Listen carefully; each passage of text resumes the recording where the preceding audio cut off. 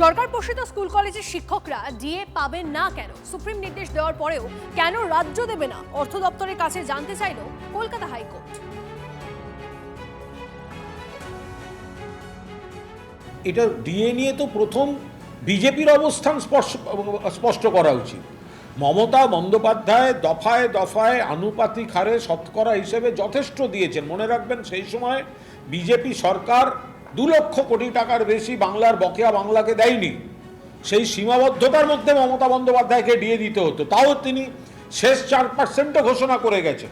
এবং আনুপাতিক হারে যোগ করে করে দেখুন, আপনি খুব একটা কমতি পাবেন না। কিন্তু তখন কি বলা হতো, ক্ষমতা এলেই 1 মাসের মধ্যে ডিএ সমান হয়ে যাবে।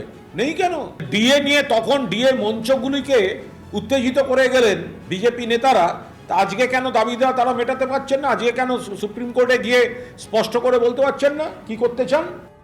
চিনির দাম বৃদ্ধিতে ইথানলের কোনো ভূমিকা নেই, স্পষ্ট জানিয়ে দিল কেন্দ্রীয় সরকার। কথা বলবো, আমাদের সঙ্গে রয়েছেন আমাদের অ্যাসিস্ট্যান্ট এডিটর তন্ময় প্রামাণিক। তন্ময়, তাহলে কি কারণে চিনির মূল্য বৃদ্ধি পেয়েছে সেটা কি জানানো হচ্ছে?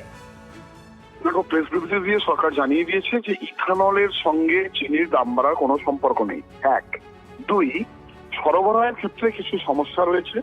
পরে মার্কেটে যে চাহিদা রয়েছে চিনি সরবরাহ, সেটা যাতে আরো সঠিকভাবে হয় সেই জায়গায় কেন্দ্রীয় সরকার পদক্ষেপ করছে।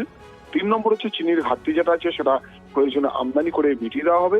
চিনির দাম যেটা বেড়েছে সেটা 48 টাকা 18 পয়সা থেকে 55 টাকা 60 পয়সা মতো এমনটা হয়েছে। অর্থাৎ এরপর খোলা বাজারে চিনিটা যেতে মাঝখানে কিছুটা চিনির দাম বেড়ে যাচ্ছে, সেটাও যাতে না হয় তার জন্য নজরদারির ব্যবস্থা করা হচ্ছে। সামনে উৎসব মরশুম, অর্থাৎ কেন্দ্রীয় সরকার থেকে বিজ্ঞপ্তি দিয়ে পরিষ্কার করে জানিয়ে দেওয়া হলো ইথানলের সঙ্গে চিনির দাম বাড়ার কোনো সম্পর্ক নেই।